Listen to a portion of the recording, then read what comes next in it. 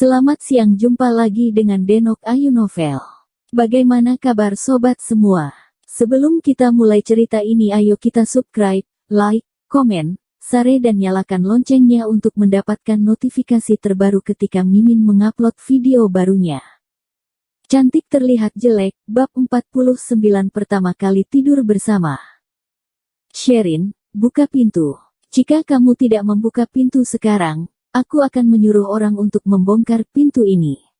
Suara Devan terdengar agak serak, sepertinya dia sedang dalam keadaan mabuk.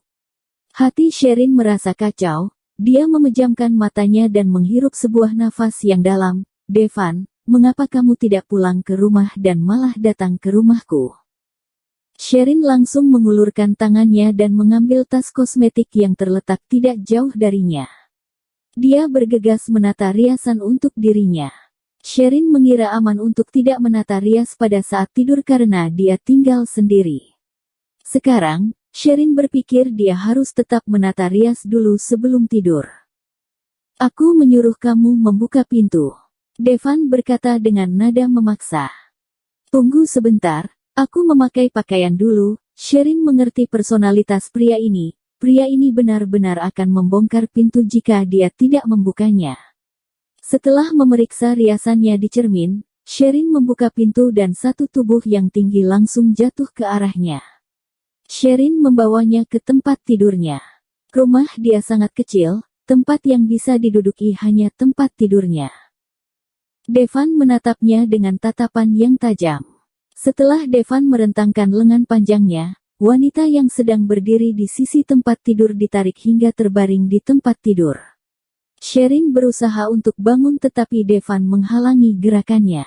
Bau alkohol dari Devan pun membuat Sherin mengerutkan alisnya. Cahaya kuning yang gelap terpancar di wajah Devan melalui tirai jendela dan menambahkan sedikit kesombongan pada wajahnya yang tampan. Sherin memaksa dirinya untuk menoleh ke samping dan berhenti memandang Devan. Devan, tolong sadar diri, Sherin bersuara untuk mengingat Devan, juga untuk mengingatkan dirinya. Devan mengelus pipi Sherin dengan lembut. Sherin membuat Devan merasa diabaikan untuk pertama kali di hidupnya. Devan mengarahkan wajah Sherin untuk berhadapan dengannya dan berbisik dengan suara rendah, Sherin, apakah kamu benar-benar membenciku? Sherin melihat ke tatapan Devan dan menjawab sambil tersenyum, apakah kamu pikir saya masih akan suka kepadamu setelah kamu melakukan hal-hal seperti itu kepadaku? Setelah menjawab, Sherin langsung melarikan diri dari tatapan Devan dan melihat ke langit-langit hitam kamarnya. Devan memegang tangan Sherin dan menariknya. Lalu, dia memeluk Sherin dan berkata dengan nada suara yang berharap, aku akan memperbaiki kesalahanku. Sherin merasa tenggorokannya serak dan detak jantungnya menjadi cepat. Orang mulia seperti Devan berkata akan memperbaiki kesalahannya terhadap Sherin. Siapa yang tidak merasakan tersentuh? Namun, Devan tetap adalah tunangan orang lain. Bagaimana dia bisa memperbaiki kesalahannya? Devan, apapun yang kamu lakukan, saya tetap tidak akan menyukaimu. Saya tidak akan pernah bisa jatuh cinta kepada pria yang sudah dimiliki wanita lain. Sherin tahu kata-kata ini akan membuat Devan kesal, tetapi dia tetap harus memberi tahunya. Pria milik wanita lain. Berarti jika aku tidak dimiliki wanita lain, kamu akan pertimbangkan hubungan kita. Devan melihat ke Sherin dengan tatapan yang mengejek. Sherin menggigit bibirnya dan matanya berputar sana-sini, kemudian dia mengangguk. Sherin juga ingin tahu apakah pria ini serius. Sherin berkata pada dirinya bahwa dia hanya akan mengetes Devan dan yakin bahwa dia tidak akan merusak hubungan Devan dan Gabriel. Mendengar kata-kata Sherin, tatapan Devan menjadi tenggelam. Dia mengelus pipi Sherin dan berkata, Sherin, apakah kamu sedang memaksa aku? Devan, bukan. Sebelum Sherin sempat selesai berbicara, Devan mencium bibirnya. Secara refleks, Sherin ingin mendorong Devan. Tetapi Sherin tidak bisa melakukan apa-apa dalam posisi seperti itu. Devan tiba-tiba melepaskannya saat Sherin sudah mau sesak nafas. Devan mengangkat Sherin dan membaringkannya di bagian dalam tempat tidur dengan lembut. Kemudian, Devan sendiri berbaring di samping Sherin dan menghadap ke samping, memeluk pinggang Sherin.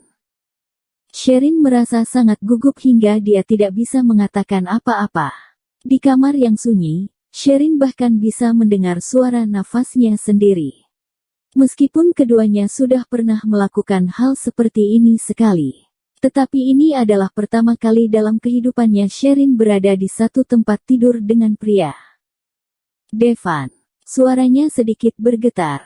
Tidur, kalau tidak, Devan berbisik di samping telinga Sherin, aku tidak keberatan untuk lanjut melakukan olahraga lain dengan kamu.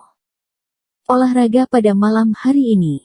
Kali ini, Sherin mengerti maksud Devan. Bibirnya menjadi merah. Awalnya, Sherin masih ingin melepaskan tangan Devan yang memeluk pinggangnya. Tetapi setelah mendengarkan kata-kata Devan, Sherin bahkan tidak berani bergerak. Badan kaku Sherin menjadi lega setelah dia mendengar suara nafas Devan yang semakin ringan. Bukankah Devan akan insomnia jika dia tidak makan obat? Tetapi Devan malah tertidur lebih cepat daripada Sherin. Kemudian, Sherin juga tidak tahu bagaimana dirinya tertidur. Ketika Sherin bangun di pagi hari, orang yang berada di sampingnya sudah tidak ada. Secara tidak sadar Sherin mengulurkan tangannya dan menyentuh ke sisi samping tempat tidurnya. Selimutnya masih memiliki kehangatan Devan, berarti dia baru pergi tidak lama. Sherin merasa tidak realistis ketika dia memikirkan bahwa dirinya tidur dengan Devan di satu tempat tidur selama satu malam. Mencium aroma yang Devan tinggalkan, Sherin merasa jantungnya berdetak dengan cepat. Tetapi hatinya memiliki sebuah ketenangan yang susah dijelaskan. Setelah Dylan sampai di kantor, dia melihat Devan yang sedang memikirkan sesuatu di mobilnya. Dylan menarik pintu mobil dan memasuki mobil Devan. Melihat Devan yang masih memakai baju semalam, Dylan terkejut dan bertanya, "Oh, apa yang terjadi? Apakah kamu tidak pulang ke rumah semalam?" Tangan Devan berada di belakang kepalanya. Badannya bersandar di kursi dan wajahnya tersenyum. Dylan menjadi ingin tahu siapa dan masalah apa yang bisa membuat Devan yang masih depresi semalam menjadi bahagia dalam waktu satu malam. Devan tidak berbicara, hanya melirik kepada Dylan. "Lihatlah angin musim semi di wajahmu. Cepat katakan, apa yang kamu lakukan tadi malam?" Dylan menggoyang tubuh Devan. Devan tiba-tiba duduk tegak dan melihat ke Dylan dengan wajah yang sangat serius. Dylan terkejut melihat Devan yang tiba-tiba menjadi serius dan mengeluarkan sebuah batuk yang ringan, menegakkan badannya dan berkata, "Tunggu, biarkan aku menghela nafas dulu." Setelah merapikan bajunya sendiri, Dylan melihat ke Devan dengan serius dan berkata, "Sudah.